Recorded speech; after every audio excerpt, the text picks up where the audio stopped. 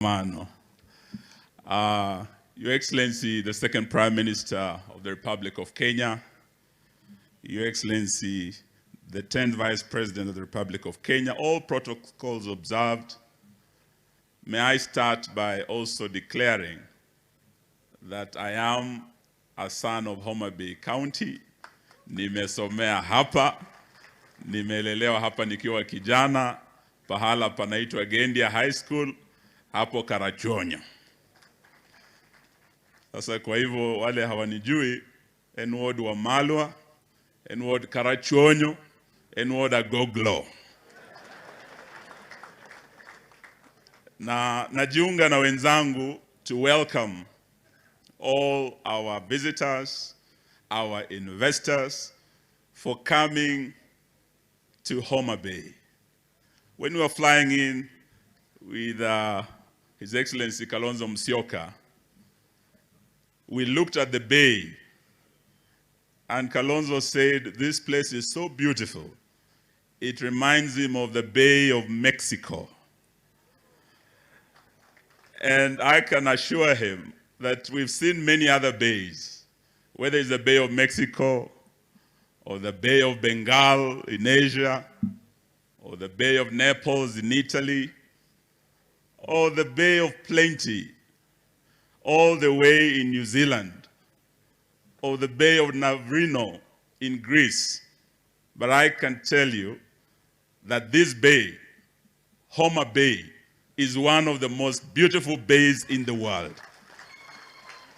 And therefore we come here not just to celebrate the investment potential in this bay of unlimited potential, but to also appreciate the beauty and to thank our sister Gladys, the governor of this great county, for showcasing this beautiful bay to our investors.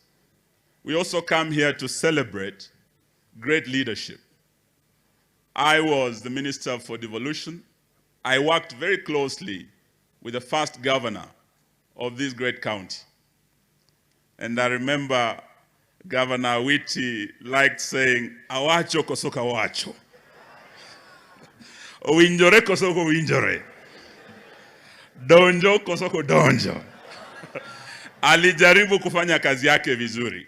But coming back to Homa Bay County today, I can tell you, having worked with all the 47 governors, Governor Oparanya akiwa the chair wao, Homa Bay County has one of the best performing governors in the Republic of Kenya. And they say what a man can do, a woman can do even better. We must commend our sister governors, the G7, those sisters of Gladys Wanga who are here and who are doing a great job. So we want to congratulate you and wish you well in what you are doing.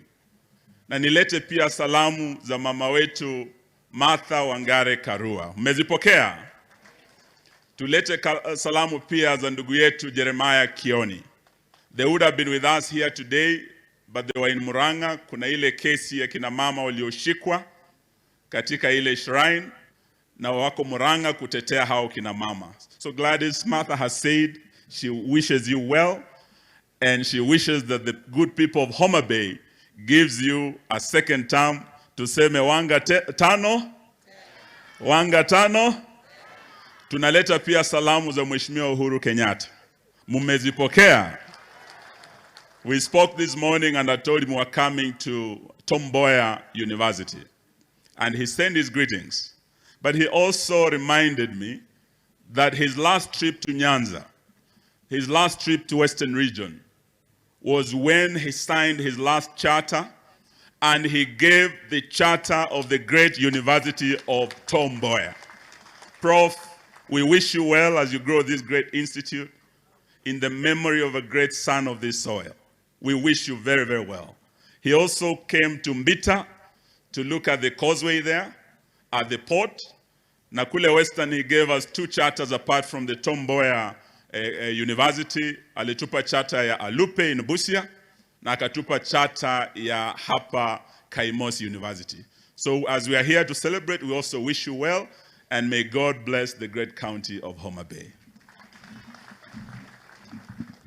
Asante sana, and thank President Uhuru for us, for the charter of Tomboya University, which is promising to be the hub for growth in Homa Bay and the region. I'd like to ask our CCs, my CCs for Homa Bay, please stand up. This function would not have been possible without the dedicated efforts that you have made. Just rise, please. Solomon Obiero, CC for Finance, Asante. Martin Opere, CC Education. Dani Shonyango, CC Transport. Dr. Joash Alo, CC Environment. Sarah Malit, CC for Sports, Gender.